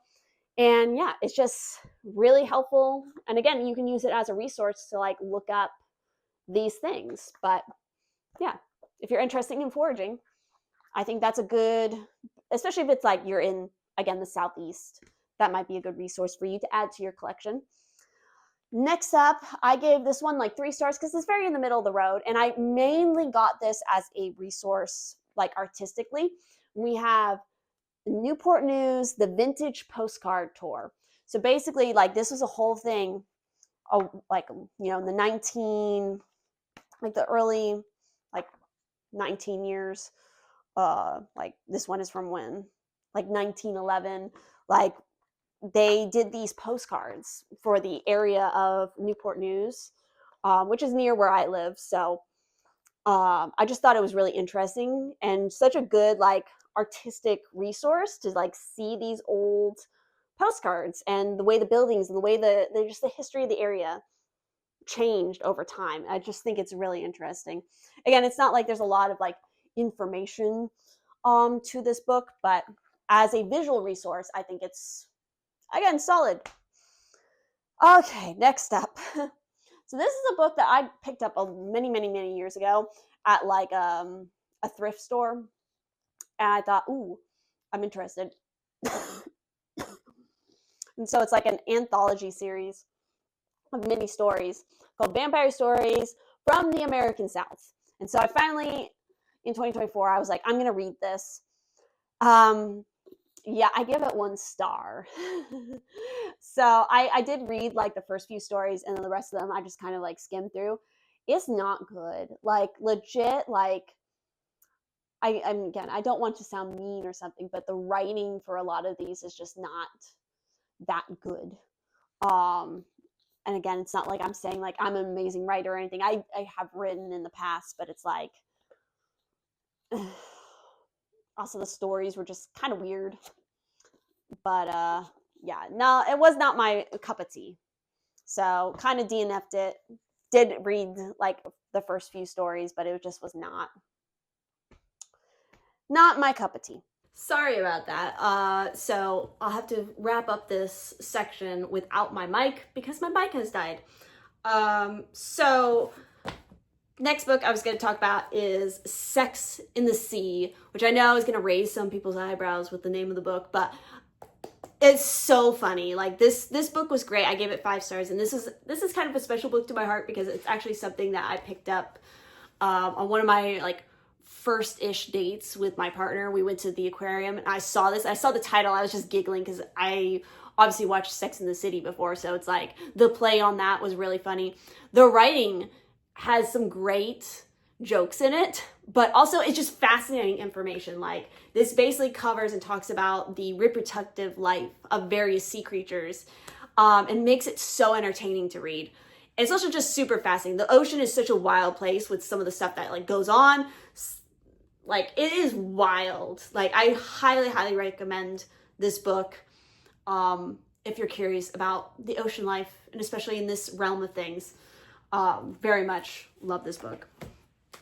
So next up, I also have, in a similar vein, I definitely picked up this as a reference heavily, but it also is related to like the area that I live in. So this is the Field Guide to Fishes of the Chesapeake Bay. And so, yeah, it's exactly what it sounds like. And I gave this like 3 stars, I think. No, 4 stars, excuse me, 4 stars. Again, exactly what you think. It is a field guide. It is a field guide to various fish. And again, I like the illustrations to use as like a reference. So I definitely picked up on that. And then next up, this was actually a book that my brother gave me a couple Christmases back. And in the same vein as like that one audiobook that I listened to, we have The Book of Yokai, which I gave 5 stars. It goes into so much more than just like, oh, let's just talk about, you know, Yoni or, you know, or like Kappa or whatever. It's like, it dives into more than just that because it kind of gives some context to where these stories kind of first started, or where even some like the documented artwork was collected. And it just gives you more context to understand how so much of this folklore and stuff comes about. So really, really good. If you're interested in anything Japanese mythology or folklore related, I definitely say that you should have this book in your collection. Great resource.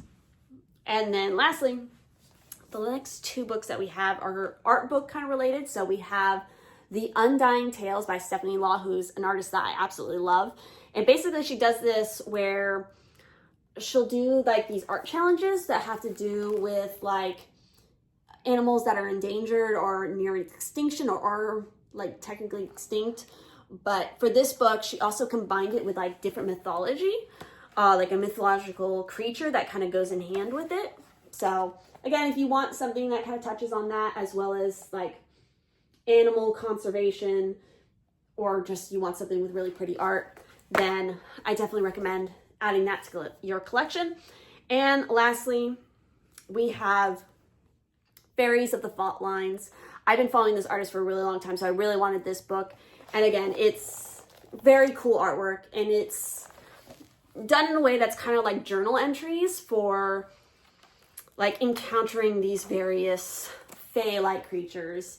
And what I especially loved, and I was so excited about when I first like opened up the book, was that there was like a little statement by Brian Fraud, who is a very big name in like the fantasy and fairy artists community. Like he did the designs for like the goblins and stuff in Labyrinth, which is one of my favorite movies. So, and I have actually one of his like a oracle deck with his artwork on it. So big inspiration to me as well.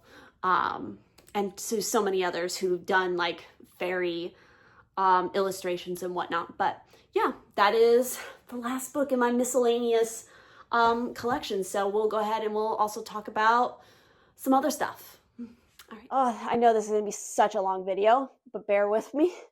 So lastly, I'm going to talk about my reading goals for 2025. As you know, as I said at the beginning of the video, my 2024 goal with Goodreads was 72 books. Or was it 71 books? Am I right? Nope, it was 72. And I clearly blew that out of the water.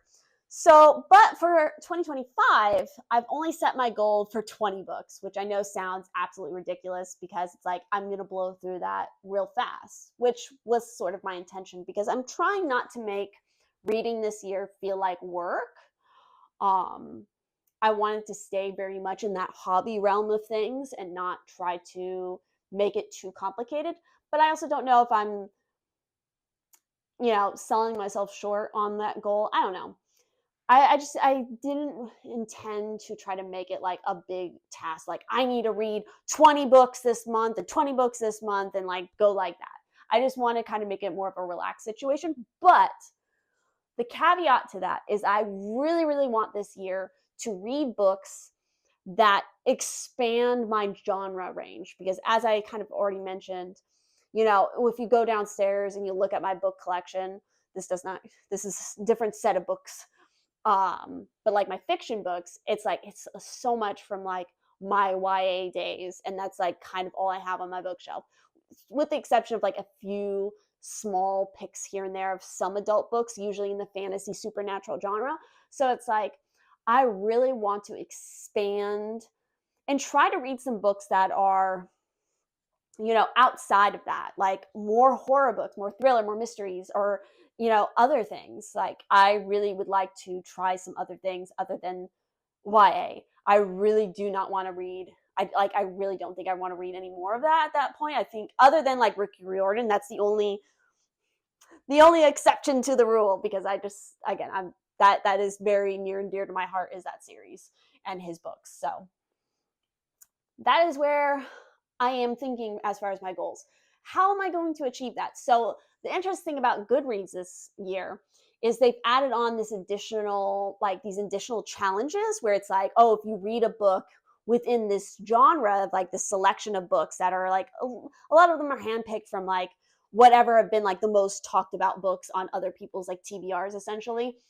If you read one of these books, you tick off that challenge. So I think that's a good way for me to start like branching out and trying books that would never normally consider reading. Um, Although it is a little bit daunting for me to pick which ones I want to try, because I I'm cautious about like trying to conserve my money and also my space, because I don't really have a lot of space left for books on my bookshelf. So it's like I don't necessarily want to pick something that I'm going to hate. But I can just, you know, I need to remind myself that I can just give it away, or I can sell it, or whatever. I need to put it in like a public, like little, like, what are those things called? The little book, like grabby things. I forget what they're called. You'll know what I'm talking about. It's like, it could be outside a park or like a public space where it's like that little, like, little library, like box that you grab and you just grab a book and put a book in or whatever. Something like that. The other thing, so as sort of my final wrap up to this video, so that's the goal, and I think the Goodreads like little extra challenge thing might help me to do that. But my little call to action for you all who stuck with me to watch this video, I would love for you in the comments to tell me what your favorite book that you read of 2024 was, as well as your least favorite book that you read, and if there's any additional books that you feel that I should read that would help me to expand my library of genres that I've tried. And again, that could be anything from, you know, if you want to add on to sort of the categories that I have here, broken everything down. Maybe if it's like, oh, one of your favorite books was like a personal development book, feel free to drop that down in the comments. Or you have a manga series that you, based on what I was raving about, that you think I would love. But I'm very curious to know what you guys read in 2024. Also, like audiobook wise, if you have some that you really enjoyed and you recommended, I'd be curious to know about that as well. But yeah, this has been a very long video, and I applaud anybody who's stuck with me and actually watched the whole thing. But if you only like jumped around to here and there, I thank you so much for that as well. But yeah, remember to check out all my links down in the description, and I will see you in my next video. Bye-bye.